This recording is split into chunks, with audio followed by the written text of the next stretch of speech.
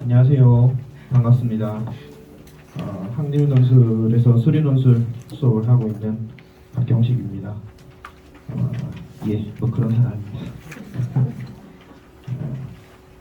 사실 제가 수업 자체는 주로 아무래도 이제 중하위권 학생들을 데리고 많이 수업을 하고 있습니다. 학원에서 그 포지션 학생들을 맡아서 가르치는 게 사실 쉽지 않거든요. 쉽지는 않습니다. 논술에서 중하위권 학생. 그래서 선생님들 섭외하기가 힘듭니다. 그래서 제가 합니다. 그런 면도 좀 있고요. 어쨌든 오늘 제가 말씀드릴 부분은 아무래도 이게 올해 이제 첫 설명이다 보니까 제 개인 수업이 어떻게 진행된다라는 걸 자세하게 말씀드릴 기회는 앞으로도 많이 있을 것 같아요. 아마 9월 말쯤에 다시 또 다른 설명회가 있을 거고요. 아마 그 다음에 제가 따로 간담회도 있을 거고요. 그런 부분들이 있을 거라서 제 개인 수업을 많이 설명드리기보다는 어머님들이 처음 시작이기 때문에 아마도 논술 어떻게 돌아가는 거냐라는 분위기 파악 정도만 좀 해보고 싶다라고 생각하셔서 오신 분들도 많이 있으실 거고, 아니면 뭐 나는 이제 논술에 우리 아이를 적극적으로 좀 푸시를 해야 되겠다 이렇게 생각을 하고 오신 분들도 계실 겁니다.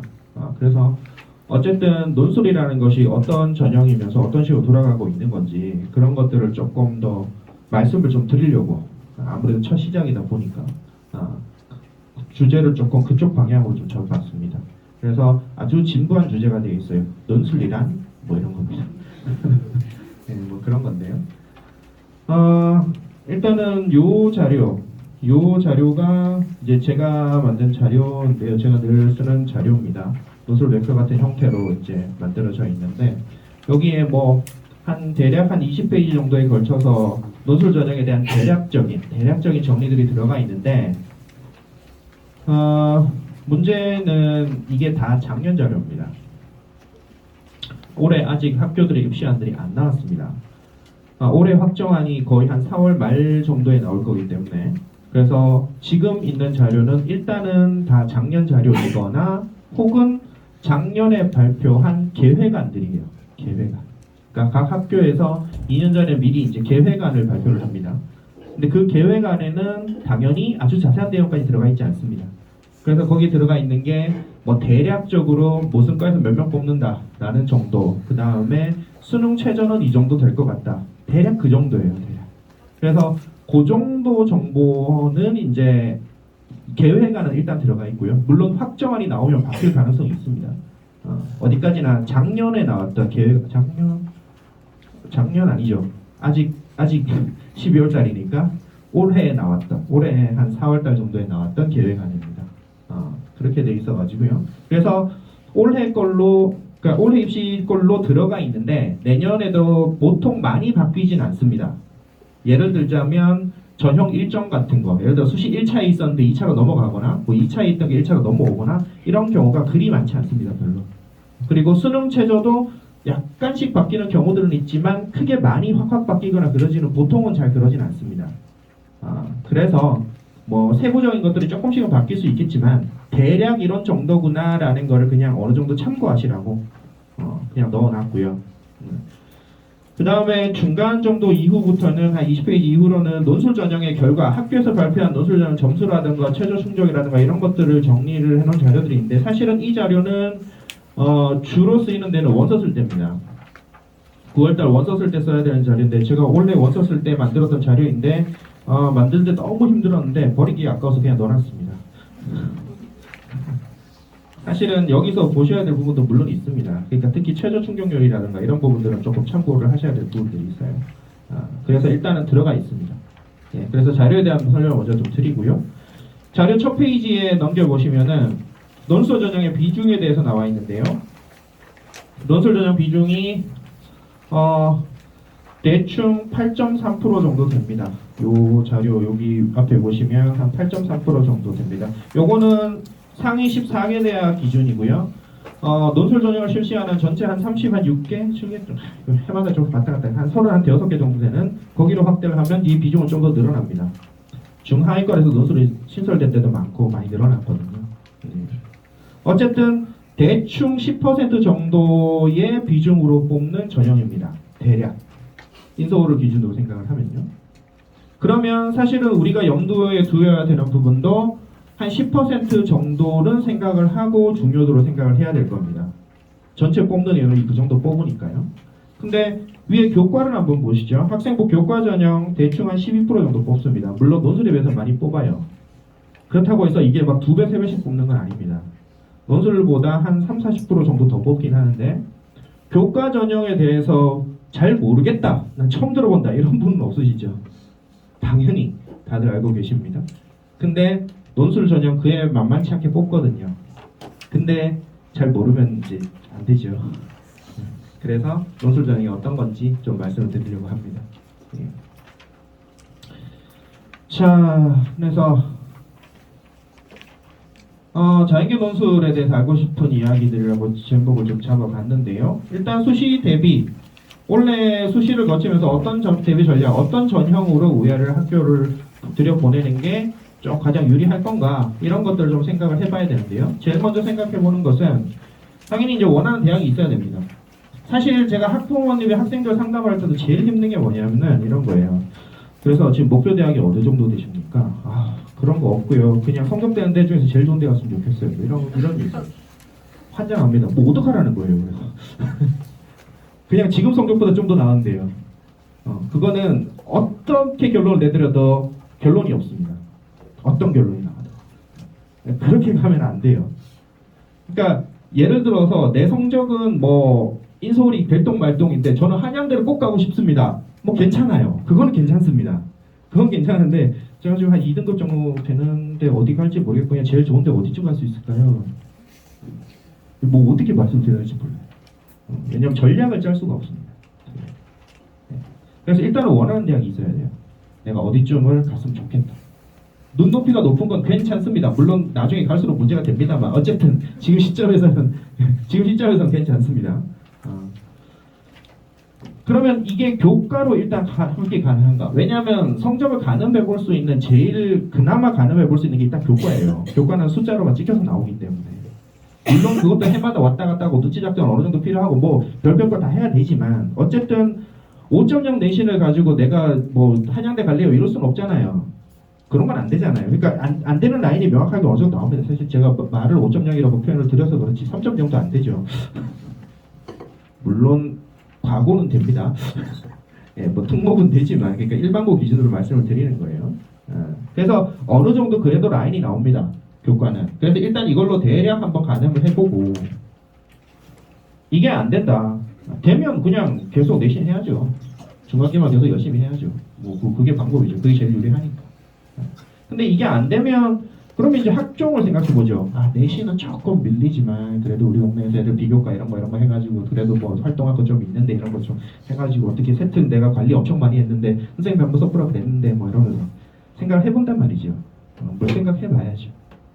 해보고 근데 그것도 조금 그게 되면 마찬가지로 계속 중화기만 하고 세트 관리하고 계속 해야 되고요. 근데 이제 안타까운 건 학종으로 들어갔을 때는 고3에서 할 수 있는 게 별로 없습니다. 그게 조금 뭐 선택 과목, 진로 선택 과목 이런 것들도 많이 안 들어가고요. 고3 돼 가지고 이제 동아리 활동 열심히 해가지고 보고서 쓰고 좀 그렇잖아요. 예, 그래서 고3에 사실은 뭐 할 게 좀 없는 게 좀 안타깝긴 하지만 어쨌든 이걸 생각해 보게 되죠. 그러면 이것도 좀 여의치 않다. 그럼 뭐 생각할까요? 학생들은 그 다음 무조건 정시입니다. 특히 이과 애들, 특히 말 안 하는 답답한 남자애들. 그 다음 너 이것도 안 되고 이것도 안 되는 거 뭐 어떡할 거야? 나 정시할 거야. 야, 재수생들이 이렇게 세고 지금 정시가 이렇게 힘들고 몰라 나 정시할 거야. 이러고 있어요. 환장하는 거죠. 어머니도 엄청 답답하시죠. 저도 죽을 지경입니다. 근데 저보다 애들 본인이 제일 답답할 거예요. 말은 질러놨는데 자기도 답은 안 보이거든요. 계속 시간만 끌고 있는 거예요. 그런 일들이 벌어집니다. 근데 어쨌든 정 안 되면 뭐 그나마 남아있는 건 정시긴 하니까 어쨌든 거기에 힘을 걸어볼 수밖에 없죠. 정시는 어쨌든 지금 성적이 찍혀 나와 있는 건 아니니까. 그 다음에 이제 어쨌든 정시랑 같이 갈 수 있는 게 그 다음에 사실은 논술이에요. 논술은 어쨌든 마찬가지로 아직 점수가 찍혀 있진 않으니까요. 그리고 논술을 하는 애들도 시작은 지금부터 하니까요. 그리고 논술 어쨌든 기본적인 수학 실력을 따라갑니다. 그래서 내가 수학이 어느 정도 조금 다른 과목에 비해서 그래도 괜찮다, 나쁘지 않다 라는 정도 되면 논술 해볼만 합니다. 근데 다른 과목에 비해서 특히 국어, 영어에 비해서 수학이 현저히 떨어진다. 그러면 추천드리지 않습니다. 논술은 수학 시험만 보니까요. 예, 그래서 국어, 영어는 다 뭐 1등급, 2등급 왔다 갔다 하는데 수학만 4등급이에요. 그거 논술하면 안 됩니다. 논술 찾아도 보면 안 돼요. 그러면 안 됩니다. 다른 거랑 그래도 얼추 비슷하게 이렇게 나와준 정도 되면 해볼만 한 거죠. 물론 이제 반대 경우도 있죠. 국어, 영어 막 4등급, 5등급 막 계속 난리 치는데 수학만 1, 2등급 나와요. 그럼 얘는 무조건 논술에서 6논술 써야죠. 나만이 그거밖에 없는데. 네, 뭐 그런 거죠. 근데 이제 비슷비슷하게 나오면 해볼만하다 라는 정도 이제 말씀드리는 거고요.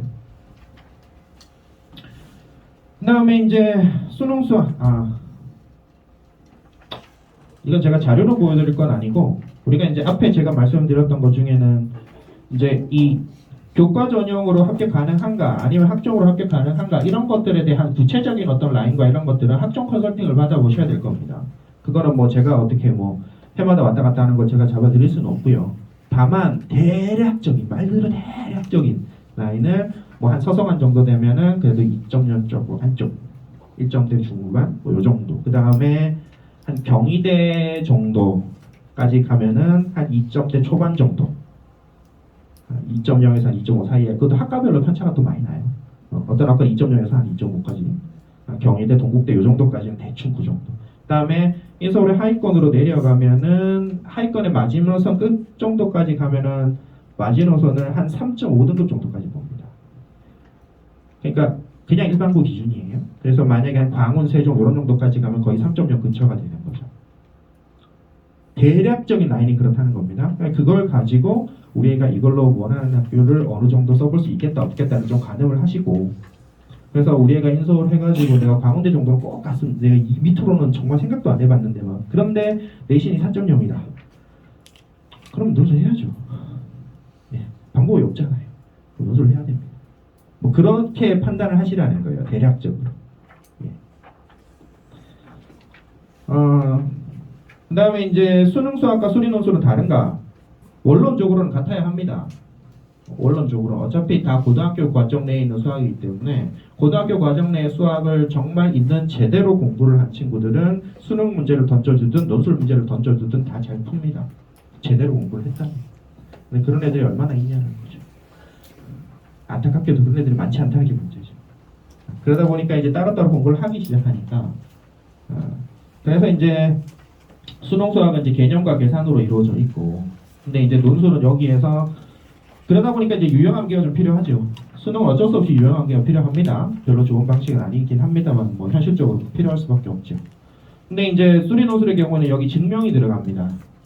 증명이 들어가기 때문에 그래서 조금 더 정밀한 사고력이 필요합니다. 생각의 방식이 좀 더 필요해요. 예. 물론 이것도 훈련에 따라 늡니다. 늘 수 있어요. 이것도 많이 하다 보면 늘어요. 예. 그래서 이제 조금 더 어렵습니다. 조금 더 어려운데 난이도랑 같이 또 말씀을 드리면, 지금은 아닙니다만은 예를 들어서 한 7월달, 8월달 넘어가가지고 아니 원서 쓸 때 9월달에 그때 가지고 이제 원서를 구성을 하다 보니까 교과 넣고 학종 넣고 하는데 원서가 남아요. 원서가 남을 수가 있어요. 그럴 수가 있습니다. 왜냐하면 어느 정도 라인이 나오거든요. 그러다 보면 원서가 남아요. 그래서 그때 논술을 한두 장 쓰겠다고 오시는 분들이 상당히 많습니다. 한 장 정도 논술 써보는 게 어때? 학교 선생님들도 최근에 많이 바뀐 변화가 작년 정도부터, 한 재작년 정도부터 학교 선생님들이 논술 추천을 많이 하세요. 그 이전까지는 사실은 학교 선생님들하고는 약간은 조금 반대였거든요. 학종으로 계속 내신만 많이 강조를 하셨었는데, 한 작년부터 저도 이유는 정확하게 잘 모르겠습니다만 이상하게 학교 선생님이 논술 추천하셨다는 얘기를 좀 많이 들어요. 그래서 그러다 보면 이제 그때 시작하면 어느 학교를 써야 되는 게 좋을까요? 이 학교는 문제가 쉬운가요? 어려운가요? 이렇게 질문을 하세요. 그러면 문제가 어려워요. 그러면 우리 애는 안 되겠네요. 뭐 다른 거 이렇게 생각. 근데 그렇게 접근하시면 안 돼요. 문제가 어려우면 우리 애는 왜 불리한가요? 문제가 어려워서 분리할 애 같으면 원래 논술하면 안 돼요. 문제가 어려운 건 나한테만 어려운 거 아닙니다. 다 같이 어려운 거예요. 문제가 어려운 세트가 있으면 평균이 30점 나오겠죠. 그 안에서 그냥 합격자 나오는 겁니다. 어렵다고 해서 못하는 거 아니에요. 다만 안 하니까 못하는 거고 경험이 없으니까 못하는 거지, 어려우니까 못한다? 말이 안 되는 거예요. 반대로 쉬우면 할 수 있다? 그것도 말이 안 됩니다. 물론 그때쯤 되면 그런 영향 요소가 없는 건 아니에요. 분명 있긴 있습니다. 상대적으로 준비 기간이 짧으면 자기한테 좀 익숙한 게 그래도 좀 나은 측면이 없잖아, 있는 건 맞아요. 그렇지만 어렵다라고 하면 어려우면 무조건 못할 거, 쉬우니까 할 수 있는 거, 이렇게 생각할 일은 아니다라는 거예요. 그러니까 논술은 어려우니까 나는 못할 것 같은데 이렇게 생각하는 학생들이 많거든요. 하기가 힘들 것 같아서. 꼭 그런 식으로 생각할 건 아니다라는 거죠. 어쨌든 논술은 이제 증명이 좀 필요하다 보니까 그런 부분에 대한 훈련이 조금 필요해집니다. 그런 부분 아무래도 수업 때 많이 하게 되고요. 논술 수업에서. 그 다음에 또 채점 기준표는 근데 이거는 뭐 엄청 중요한 뭐 그냥 있어서 보여드리는 거고요. 그 항목 있으면 20점, 10점, 20점, 10점 이렇게 이제 뭐 채점이 된다는 건데, 요거는 그냥 제가 올려놓은 거는 왜 그러냐면은 아직도 논술이 주관적 채점이고 하다 보니까 이제 뭐 채점의 공정성에 대해서 조금 믿을 수가 없다 이렇게 얘기를 하시는 분들이 계셔가지고, 그 되게 옛날 이야기인데 아직도 그 얘기를 하셔가지고, 그게 한 15년쯤에 나왔더니 전쯤에 하던 얘기고요. 한 10년 전부터 이미 그 얘기가 이미 없는 얘기인데 아직도 이제 그런 걱정들 하세요. 처음 그러니까 아무 배경이 없이 그냥 논술은 주관적 채점에 이렇게 딱 들으면 사실은 그런 느낌이 들다 보니까 그 얘기를 이제 질문하시는 분들이 있는데, 자연계 논술에서 수리 논술 채점에서 채점의 공정성을 의문하는 경우는 없습니다. 그거는 보면 알아요. 누가 봐도 그 채점을, 다만 채점이 주관적 채점이라고 그 사람의 관점이 들어갔다라고 해서 이 사람이 보면 몇 점, 이 사람이 보면 몇 점 이렇게 된다는 뜻이 아니에요. 주관적이라는 말이 그런 뜻이 아닙니다. 그냥 항목이 10점짜리예요. 항목이 10점짜리면 어느 정도 썼느냐에 따라서 이거를 8점을 줄 수도 있고 4점을 줄 수도 있다. 뭐 이런 정도로 이제 생각하시는데 아니에요. 8점을 주거나 보통 7점을 주거나 요 차이는 왔다 갔다 할 수 있어요. 근데 이거는 누가 봐도 8점 아니면 10점이에요. 사람에 따라서 어떤 사람은 8점 주고 어떤 사람은 4점 주고 이런 거는 없습니다. 그럴 수는 없어요. 답이 있는 문제예요. 수학 문제들은. 그래서 채점의 공정성은 기본적으로 문제되지 않습니다. 그건 걱정하실 필요 없다 라는 의미로 이제 넣어놓은 거고요. 그 다음에 이거 이게 제일 많이 하시는 질문인데, 이거 여기 자료에 들어가 있습니다. 들어가 있는데 이제 하려고 이제 제가 올려놓은 거고요. 우리 애는 내신이 안 좋은데 내신 때문에 지금 논술 전형 쓰기가 조금 걱정이 된다. 이 학교는 내신이 좀 뭐 30% 들어간다는데 뭐 그러면은 내신 100% 들어간 내신 전형 쓸 겁니까? 뭐 이런 거죠. 그럼 뭐 학종은 내신 반 넘게 들어가는데 그럼 학종 쓸 거예요? 내신이 30%라서 불안해서 못 쓴다 그러면 그럼 정시밖에 답이 없습니다. 정시 내신 안 들어가니까요. 그렇잖아요. 근데 정시가 불안하니까 지금 다른 방법을 찾는 거잖아요. 여기에 들어와 있는 30, 20이라는 이 내신 교과 비중은 아무 의미가 없습니다. 실질적으로는 아무 의미가 없어요. 설명의 편에서 잘 안 보이시니까 지금 건대 정도 제가 예시로 뽑아왔는데요. 1등급 20이고요. 여기 몇 등급? 하나, 둘, 셋, 넷, 다섯. 6등급인데 19.6이에요. 1등급이 20점인데 점수 차이 있습니다. 분명 있어요. 무려 0.04점씩 차이가 있습니다. 의미 없어요. 이거 아무 의미 없습니다. 이게 사실은 눈 가리고 하고 있는 거예요. 논술 전형이 왜 생겼을까요? 어머님들 논술 전형이 왜 생겼는지 모르시죠? 논술 전형 원래 특목고 애들 뽑으려고 만든 전형입니다.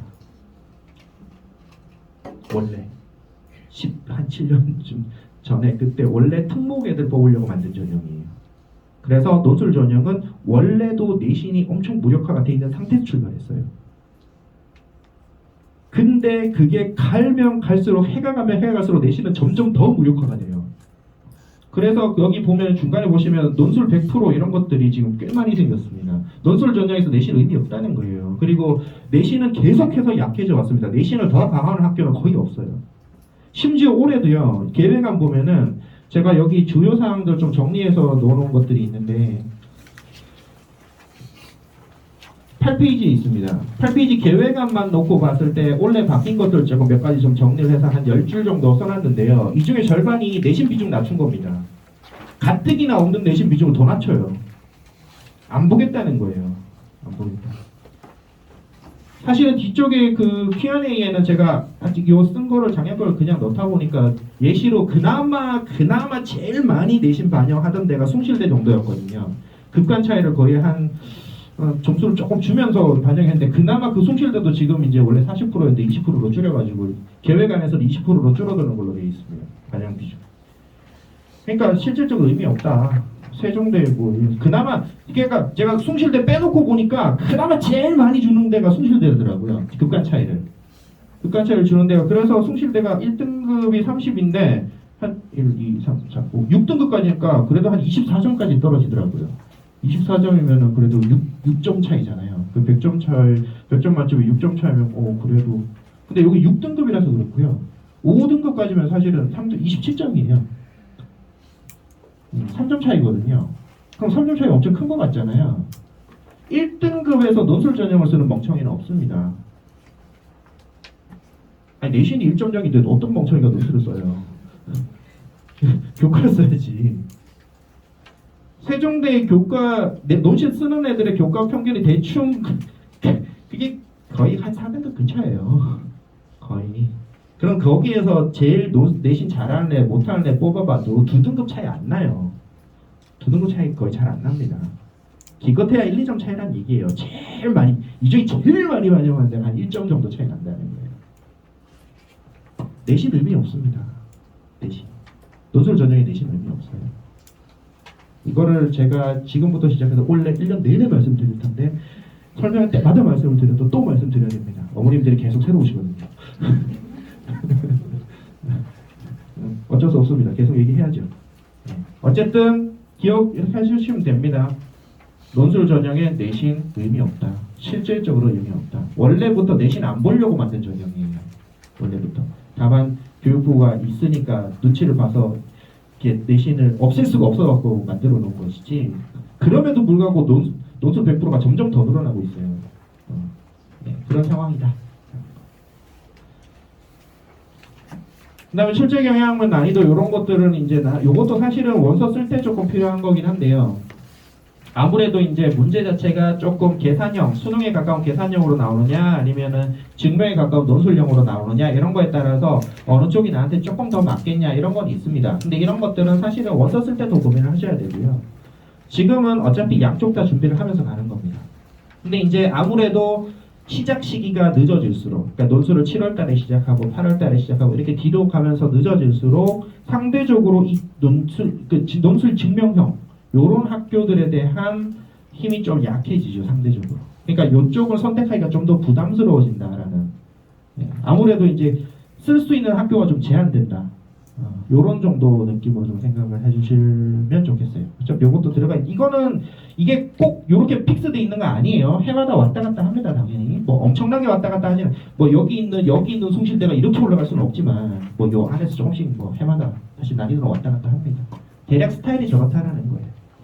그래서 학생의 성향을 봤을 때 얘가 조금 소위 이제 머리로 공부하는 친구들, 엉덩이로 공부하는 친구들 이렇게 있잖아요. 그러면 이제 좀 더 머리로 공부하는 약간 오타쿠 기질이 좀 있는 이런 친구들의 경우에는 상대적으로 이제 조금 증명형 쪽으로 조금 더 유리할 수 있고, 그러니까 성실성과 어떤 부지런함으로 공부하는 친구들의 경우에는 그래도 수능에 좀 더 익숙한 계산형 이런 쪽이 조금 더 이제 유리할 수 있다. 뭐 이 정도 이야기예요.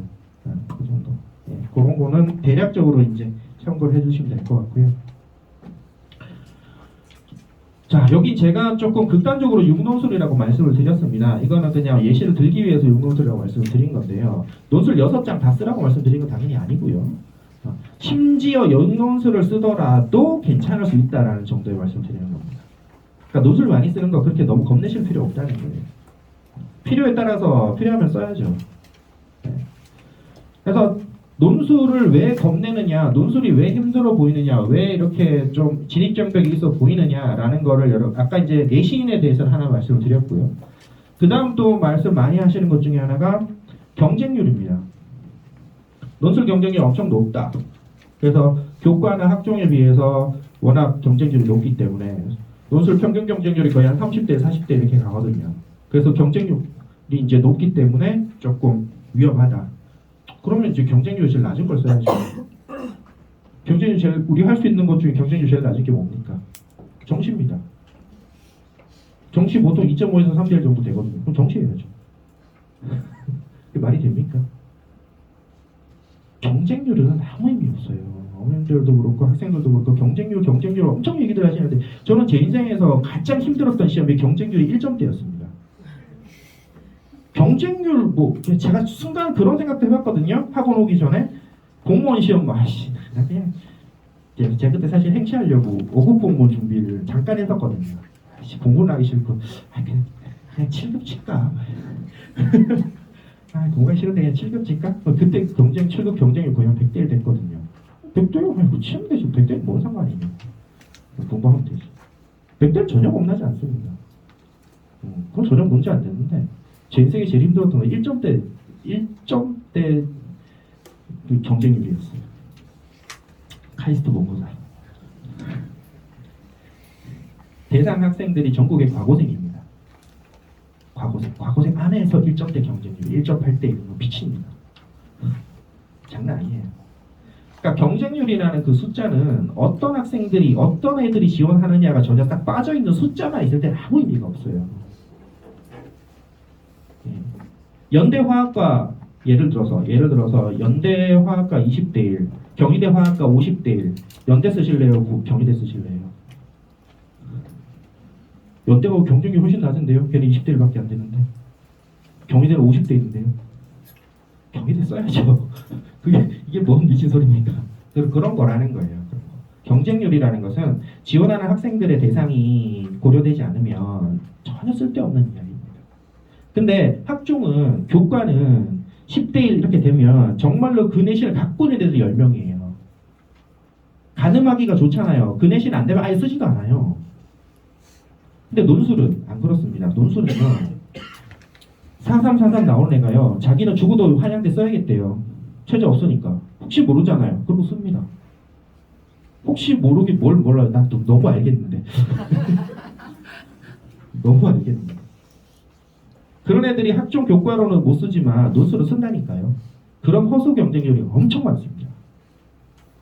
그거 다 배제하셔야 돼요. 그거 배제하고 수능 최저 못 맞추는 거 배제하고 수능 최저 경희대 여기 자료 나중에 찾아보시면 경희대 최저 충족률이 한 40%밖에 안 됩니다. 실질 경쟁률 4분의 1로 떨어져요. 40%로 떨어져요. 그 와중에 최저가 높을수록 더 많이 떨어져 나갑니다. 중대 최저 충족률로 나중에 한번 보세요. 원 경쟁률이 40대 1, 50대 1인데 최저 충족하는 애들로만 보면 10대 1밖에 안 됩니다. 4분의 1 수준으로 떨어져요. 물론 그렇다고 해서 내 합격률이 그러면 4배만큼 올라가느냐? 꼭 그렇지는 않습니다. 4배로 올라가는 건 아니에요. 조금 더 유리해지는 건 맞지만. 네. 어쨌든 경쟁률은 논술 경쟁률은 다른 전형과 다르게 허수가 굉장히 많이 포함되어 있다는 겁니다. 굉장히. 아까 말씀드렸지만 8월달 돼가지고 원서를 쓰다 보니까 남아서 한두 장 여기 써볼래요라는 애들 엄청 많아요. 그거 다 들어옵니다. 걔들이 논술 시험 치면 붙느냐? 못 붙어요.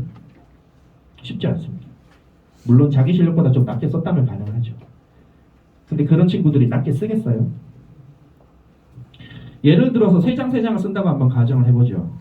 학점 3장 쓰고 논술 3장 쓴다고 한번 가정을 해보죠. 그러면은 내가 쓸 수 있는 적절한 학교와 내가 희망하는 높은 학교로 학종으로 쓰시겠어요? 논술로 쓰시겠어요? 당연히 논술로 써야 될 거 아닙니까? 논술은 국가감인데 너도 모르고 나도 모르고 한번 붙어보자 이렇게 가는 건데 학종은 어느 정도 라인에 나오잖아요. 교과 학종 어느 정도 나와 있는데 그래도 모르니까 나는 위를 질러 볼 거야. 그런 미친 짓을 하면 안 되죠.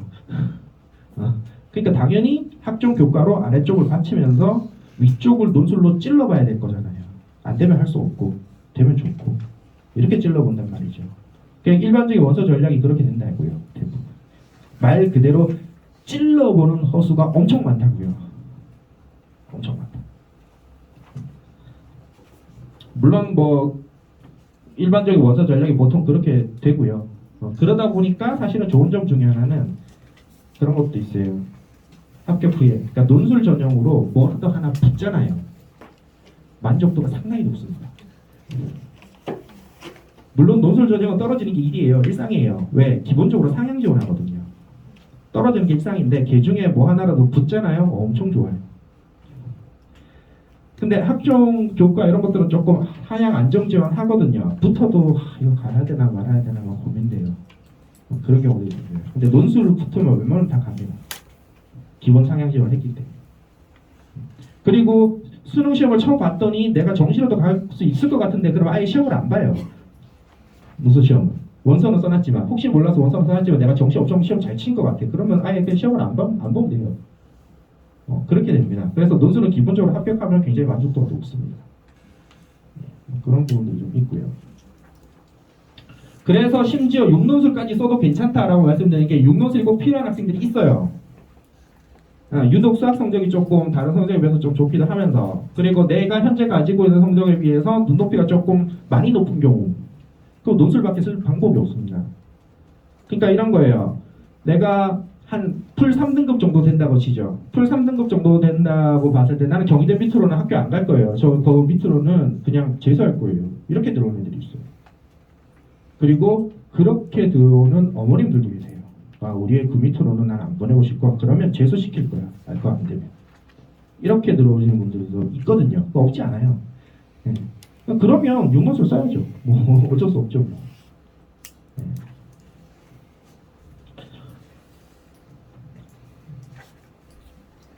그 다음에 이제 수학을 잘하는 애들만 논술을 하는 거다.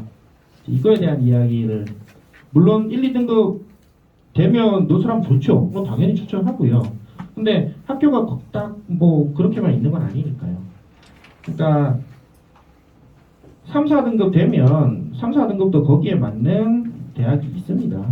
저희가 이제 보통 한 경희대, 건대, 동국대 그 정도까지는 가급적이면 모의고사 2등급 정도에서 그 위로에서 지원을 하는 것이 좋겠다. 아무래도 모의고사 3, 4등급 나오면 그 위로는 좀 그렇게 추천하진 않는다. 반대로 얘기를 하자면 한 3등급, 4등급 나오면 그 밑에 있는 대학들이 있다는 거예요. 광운대, 세종대, 뭐 아주대, 인하대, 서울과기대 뭐 이렇게 해가지고 이서 하위권에 또 대학은 많거든요. 네, 그런 학교들을 지원하려고 할 필요가 있잖아요. 3, 4등급 되면 어차피 내신도 그 정도 되면 보통 한 3.5등급, 4등급 이렇게 되거든요. 어차피 학종으로 안 될 것 같고 교과는 안 될 것 같고 그럼 어떻게 해요? 논술 해야죠. 방금 논술밖에 없습니다. 그럼 논술을 하는 거예요. 그 다음에 요거는 이제 아까 말씀드렸던 내신이 안 좋은데 논술을 했잖아요. 요거 의미 없다고 말씀드렸죠. 사실은 단순히 의미가 없는 정도가 아니라 반대로 이렇게 좀 말씀드리고 싶고요. 내신이 안 좋으니까 논술을 해야죠. 내신이 안 좋으니까 내신으로 뭘 할 수가 없으니까 그럼 논술밖에 없어요. 아니면 정시. 그래서 보통은 정시 준비와 논술이 같이 갑니다. 그러니까 수시 난 수시 포기할래. 난 정시로 무조건 논의할 거야. 이런 애들이 있거든요. 많거든요. 답답한 남자애들 많아요. 그런 애들 그나마 설득할 수 있는 게 야 수시 원서장 원서 버릴 거니? 너무 아깝지 않니? 어떡할 거야? 그거 같은 수학인데 그래도 논술 하면서 수학 공부하면서 같이 가는 게 낫지 않겠니? 원서를 버릴 수는 없습니다. 그래서 원래 수리 논술은 정시랑 같이 갑니다. 학종하고 병행하는 게 아니에요. 교과랑 병행하는 게 아닙니다. 원래 정시하고 병행하는 거예요, 논술은. 네, 그렇습니다.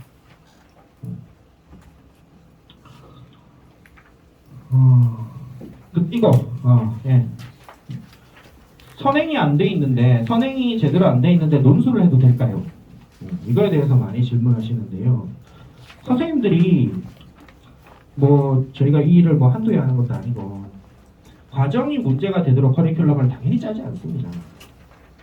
그래서 당연히 미분 적분은 중요합니다. 논술에서 엄청 많이 나오는 수이기 때문에 당연히 중요하지만 그것을 학교 진도 내지는 이런 어떤 다른 커리큘럼 진도에 선행해서 먼저 나가지는 않습니다. 그래서 당연히 처음 시작할 때는 수원수투에 있는 내용을 가지고 먼저 시작해요. 자연스럽게 따라갈 수 있도록. 그러니까 진도가 문제가 되는 경우는 없습니다. 이거는 사실은 진도가 문제가 되는 게 아니라 어머님들이 우리 애가 이걸 완성시켜 놓고 뭔가 다른 걸 해야 되겠는데 이렇게 가는 거예요. 그러니까 겨울방학 때 그래도 수능 그래도 요등급까지 만들어 놓고 얘는 요등급까지 해놓고 요거 선행은 다 해놓고 그 다음 논술 해야지 이렇게 들어가는 거 거기에서 이제 일종의 핑계거리가 되는 거거든요. 우리가 이거 안 했는데 논술 해도 되나요? 사실은 반대로 뒤집어 보면은 우리가 지금 할 게 많으니까 다른 거 좀 다 해놓고 나중에 좀 논술 시작하면 안 되나요? 그 얘기거든요. 물론 안 된다 된다를 말씀드릴 수는 없습니다.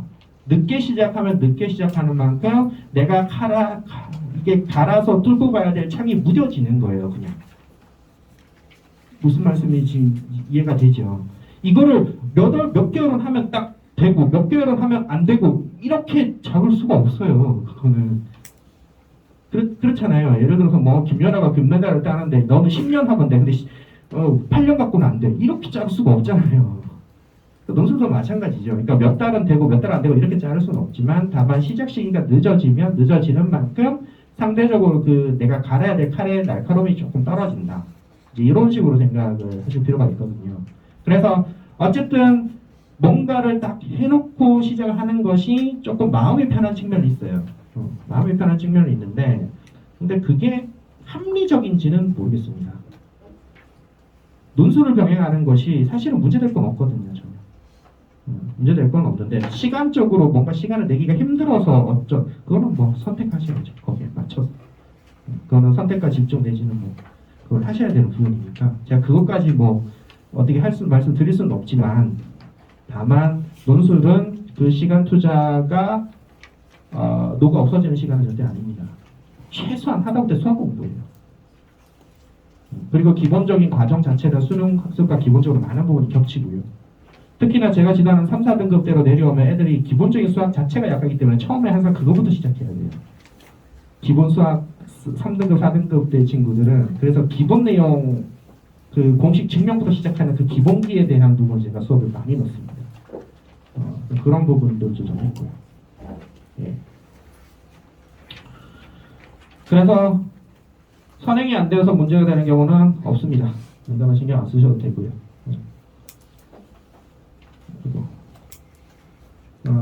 그래서 이제 전체적인 저희 로드맵은 뭐 지금 이제 겨울부터 시작하면은 한 3월달 넘어가서 4월달 정도 되면 중간고사 휴강 기간이 있고요. 그 다음에 이제 또 시작해서 쭉 가다가 기말고사 한 6월 말 7월 이때 되면 또 기말고사 어쨌든 내신은 뭐 계속 신경 쓰이기 때문에 휴강 기간은 둡니다. 한 2, 3주 정도씩 중간 기말 휴강 기간은 둬요. 그 정도 하고 여름 들어가면 이제 본격적으로 쭉 달리죠. 쭉 달려서 10월 말까지는 계속 정규반 형태로 계속 하고요. 그 다음에 그 사이에 이제 파이널도 진행이 되고 수시 1차 파이널 학교가 많지는 않아요. 연대 뭐 하고 뭐 시립대 몇 개 있는데 이제 그 정도 진행이 되고 대부분 수시 2차. 수시 2차라는 거는 수능 후를 다 수시 2차라고 합니다. 수능 전을 수시 1차라고 하고요. 대부분 수시 2차에 가 있습니다. 그래서 수시 2차가 되면 이제 대학별 파이널 각 대학별로 이렇게 준비를 하도록 되고요.